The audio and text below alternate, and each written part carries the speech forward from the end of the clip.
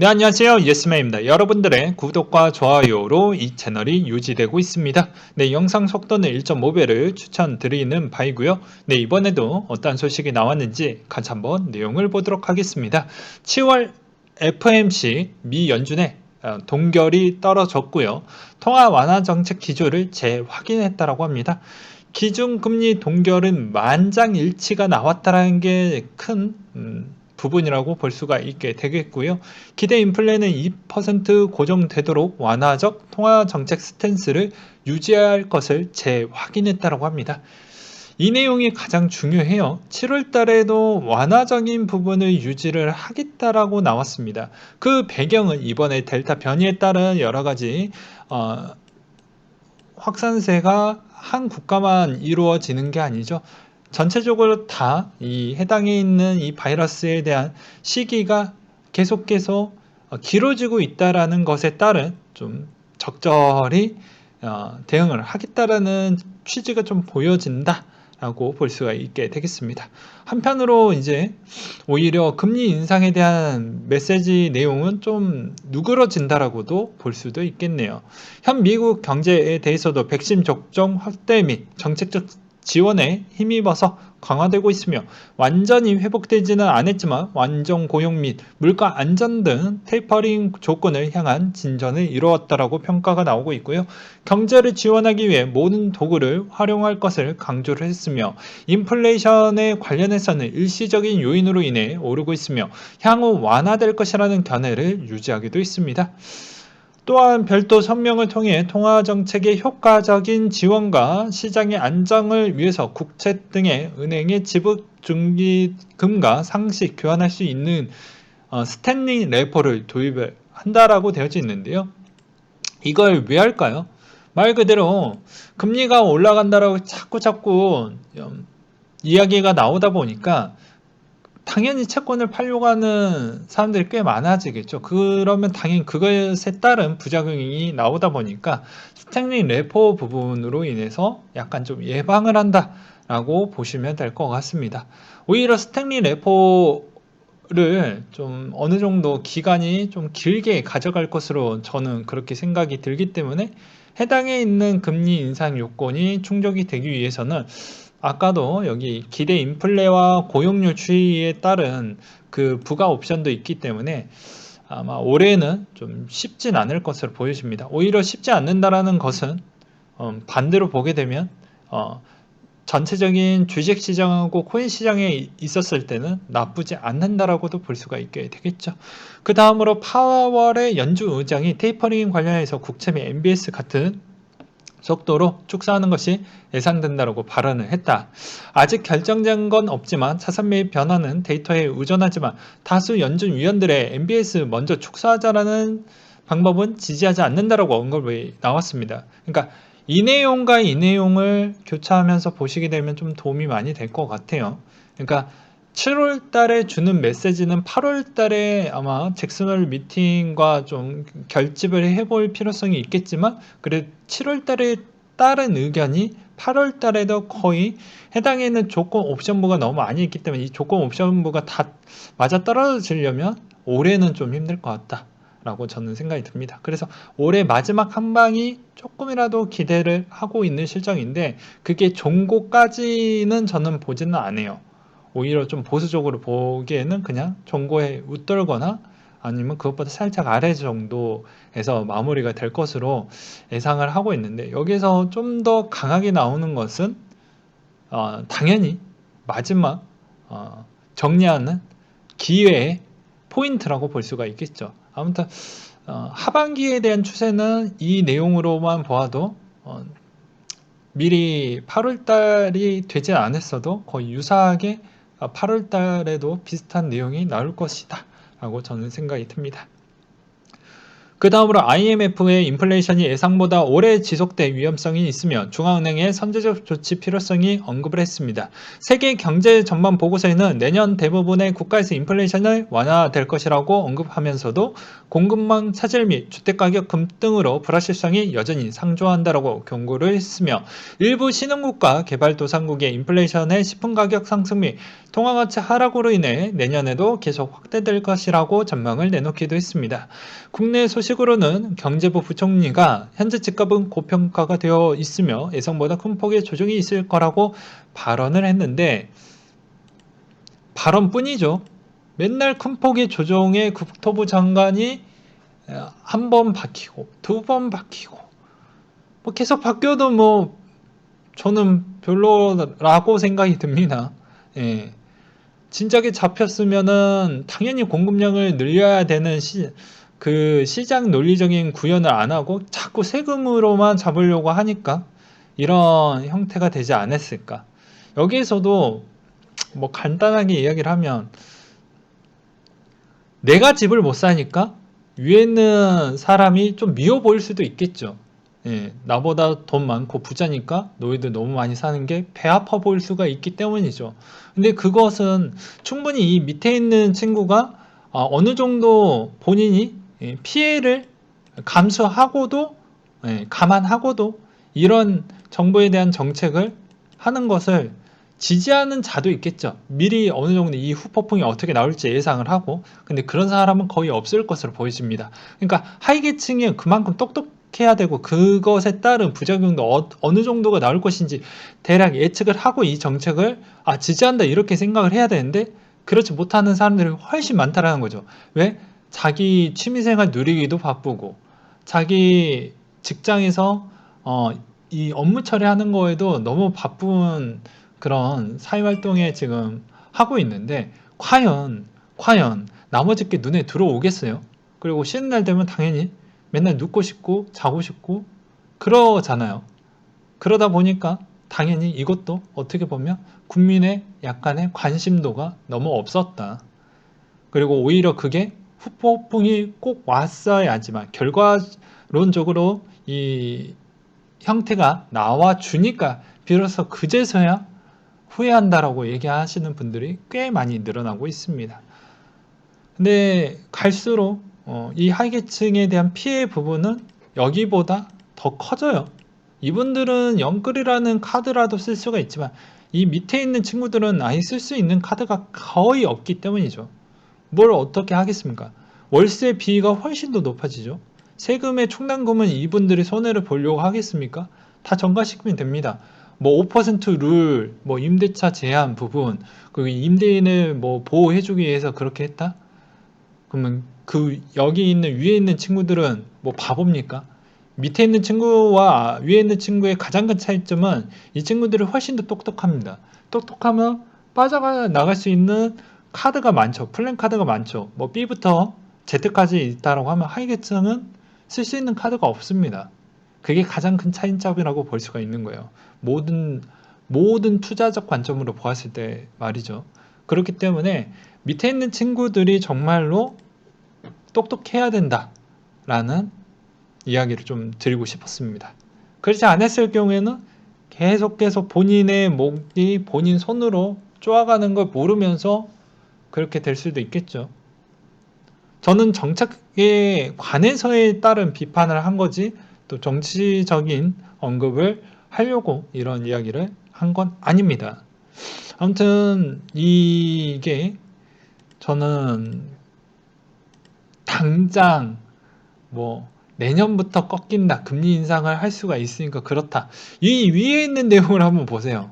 당장 금리 인상을 할 수 있는 요건이 그냥 립 서비스만 할 줄은 알지만 물가를 어느 정도는 조금은 누그러뜨려야 되니까 왜 그러냐면 물가만 너무 많이 튀었지 나머지 옵션비가 그렇게 따라가서 추정할 만큼 또 회복을 해주지 않았어요.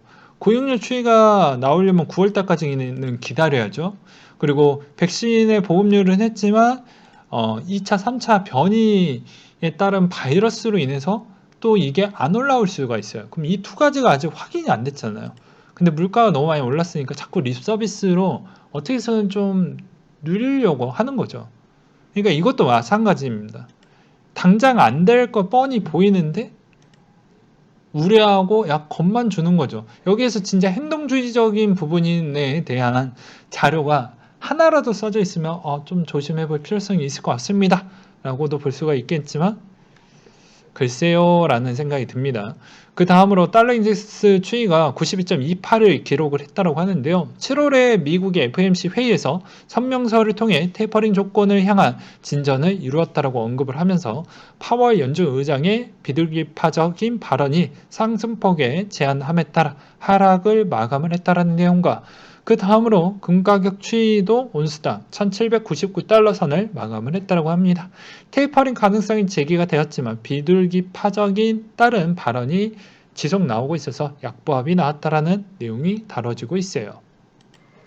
네, 그 다음으로 코인에 대한 소식인데요. 비트코인 유통량이 54%이며 1년간 미이동했다고 합니다. 이걸 보면서 여러분들이 알 수 있는 대목이 하나가 더 있어요. 알트코인도 마찬가지로 그만큼 해당에 있는 지지자들이 많이 있고 물량을 던지지 않으면 비트코인과 비슷한 형태에 따른 형태로 보시면 됩니다. 물량이 거의 안 나와요. 이 안 나온다라는 건 여러 가지 의미가 있겠지만 제가 2018년도 때도 거의 비슷한 이야기를 하기도 했습니다. 해당의 알트코인들에 대한 물량이 나오지 않으려고 하면 여러 가지 안 나오는 장치들을 최근에 좀 많이 하고 있죠. 네. 오히려 뭐 디파이나 또는 스테이킹 부분을 좀 적절히 활용을 하면서 물량을 좀 많이 줄이고 있는 실정이기도 하고 그만큼 그냥 팬심이고 지지자들이 오히려 좀 많이 갖고는 있지만 이게 실제 그만큼 자산에 대한 이 분배가 그리고 관심도와 지지자들이 꽤 많이 생겨야 됩니다. 지금은 한 요 정도밖에 안 됐다고 하면 지금 훨씬 더 이렇게 많아가지고 더 많이 늘어난다고 하면 그만큼 더 일정 이상 가격이 올라가고 끝나고 난 뒤에서는 어떻게 될까요? 당연히 그만큼 일정 이상 올라가고 난 뒤부터는 스테이블하게 갈 확률이 높습니다. 아직은 그 시점이 아니기 때문에 폭발적인 성장을 많이 보여주고 있지만 이게 어느 정도 선이 되면 금과 비슷한 거의 박스권에서 아니면 올라가 봐야 1에서 2%이 사이권에서 더 이상 벗어나지 않는 형태라고 보는 게 바람직해요. 이게 원화 환율 대비를 자꾸 비교를 하시면서 보시는 분들도 있지만 원화 환율 대비는 생각보다 정말 강력한 스테이블 부분을 유지를 해주고 있는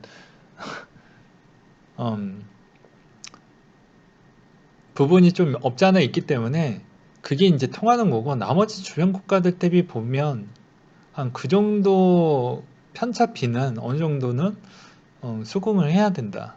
그러면 그 대비 비교를 했었을 때는 나중에 성장이 끝나는 시점이 되면 아마 비슷한 그 정도 박스권에서 놀지 않을까라고 저는 생각이 드네요.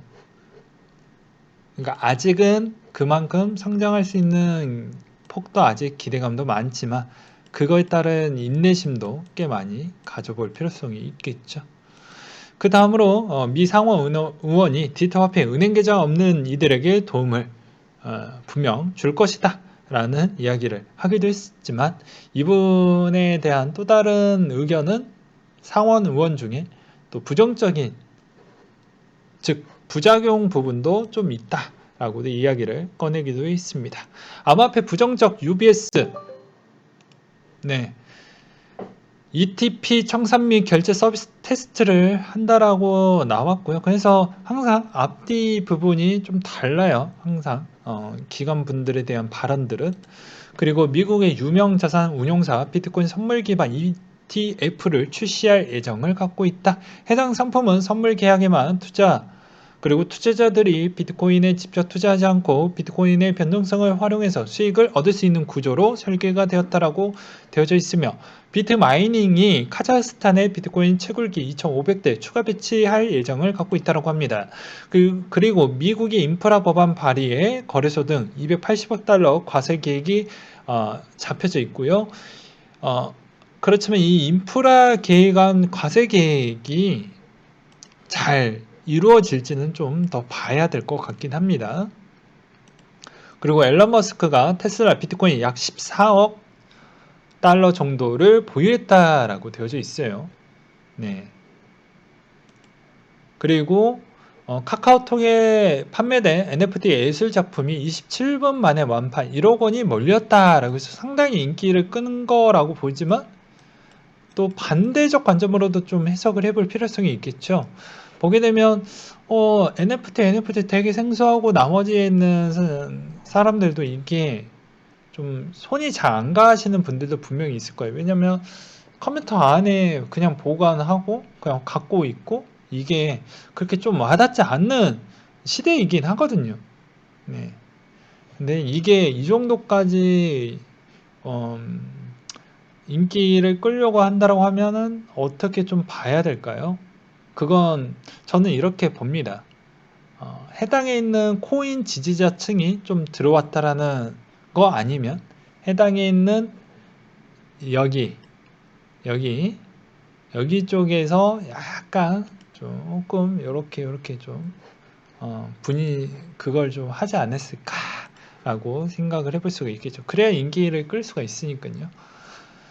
그래서 그런 측면은 좀 같이 보실 필요성이 있거니와 그리고 암호화폐 신규 투자자가 4월에 165만이었는데 지금 12만 명 급감을 했다고 합니다. 근데 대부분 급감을 했지 여기에 매도를 많이 했다라고 보기에는 어려워요. 예, 아직까지는 젊은 층들이 존보이다 보니까 많은 물량이 나오지 않고 있는 건 사실입니다. 그래서 김프가 한동안 변하지는 않았지만 한동안 시장이 꽤 많이 죽음으로써 현금이 이쪽에 더 투입을 안 시키고 있는 실정도 없지 않아 있죠. 그러다 보니까는 해당의 김프가 요새 거의 제로에 가깝습니다. 그리고 페이팔 CEO가 암호화폐 기능 지원 원래 출시를 예정이 잡혀져 있었고요. 그리고 캘리포니아 에스크로 회사 첫 비트코인 담보 부동산 제6자가 있다라고 합니다. 요 이야기는 했으니 넘어가고 블리시 오픈 후 이오스 프라이스 예측을 좀 해보도록 하겠다라고 했어요. 근데 그냥 이건 이론상입니다. 이론상 이렇게 될 수도 있다. 성공적으로 했었을 때 이게 중박이냐 대박이냐 소박이냐 아니면 그냥 그저 그렇게 그냥 끝날 것이냐 이 네 가지 패턴 중에 하나인데 그냥 이상적으로 뽑아낸 거예요. 참고만 하시라는 겁니다. 네, 세 달 내에 현 가격의 50배 상승 4,500원에 곱하기 50을 하면 25만원 정도가 될 것으로 보여진다. 기존의 EOS IO의 모든 체인들, 순차적으로 EOS 메인엔과 연결, 실사용, DID, 보이스 공무원증, 썰튼 그룹, 포르쉐 등등 3개월에 약 3배씩 상승을 할 것으로 보여지며 그러면 25만원이 76만원, 230만원 선으로 되지 않겠냐. 비트 상승 시 추가적 상승분 및 언론 보도 시 전세계 초보 코리니가 묻지마 매수가 들어가게 되면 6개월간 약 10배 상승할 수 있는 가격에 대해서 2,300만원까지 올라가는 아주 이론적인 부분으로 뽑아놓은 것 같은데 정말 이론적으로 뽑아놨죠. 예, 그러니까 그냥 이론적으로만 보셨으면 좋겠습니다. 그 다음으로 플랜 B가 전망하는 비트코인 그에 따른 알트 추세를 좀 보도록 하겠다. 그럼 플랜 B가 어떤 부분을 좀 보고 있는지 한번 보도록 하겠습니다. 플랜 B에 주로 보는 게 S2F 모델을 좀 많이 언급을 하죠. 그래서 이 모델 부분으로 이제 설명을 하는 것인데 이번 비트코인 가격 추세선의 목표를 밑돌고 있는 저 붉은 표시선에 표시를 하면서 가격 상승을 할 것으로 보여진다라고 내놓기도 했습니다. 그래서 뭐 아마존 결제 찌라시로 어느 정도 다시 분위기가 좀 반전이 나왔고 8월에 플랜 B가 말했던 대로 비트가 좀 상승을 하고 대박 불장 느낌이 날 수도 있다. 뭐 그런 언급을 좀 했다라고 합니다. 그렇지만 일단은 기다려 봐야 되겠죠. 이렇게 될 것인지 아닐 것인지. 그리고 또 디파이는 골드만삭스가 디파이 ETF 최근에 신청을 했으니 전망은 말할 필요가 없습니다. 계속 말씀을 드렸지만 디파이 쪽 우리 신경 쓰자라고 계속 말씀을 드리고 있어요. 그 다음으로 2월장에 안 갔던 코인들 에이브, 스시, 버거, 메이커, 컴파운드, 신세티스, 다이 등등 이게 다음 불장에 조금 가능성이 높다라고 볼 수가 있게 되겠습니다. 저는 오히려 컴파운드나 에이브 정도는 가장 힘이 좋을 것으로 보여지고 다이도 여기에 좀 껴주도록 하겠습니다. 네, 그래서 나쁘지 않을 것으로 좀 보여지고요. FOMC 파월의 연설 요약을 해주겠다. 레벨 71이신 분이 써주셨던 내용인데요. 한번 보도록 하겠습니다. 요약본, 인플레이션 올라가는 거 맞지만 항상 주시하고 있고 실업지수 여전히 높게 나오고 있고 그 이유는 델타 변이로 인해서 아직 일자리가 돌아오지 않았다.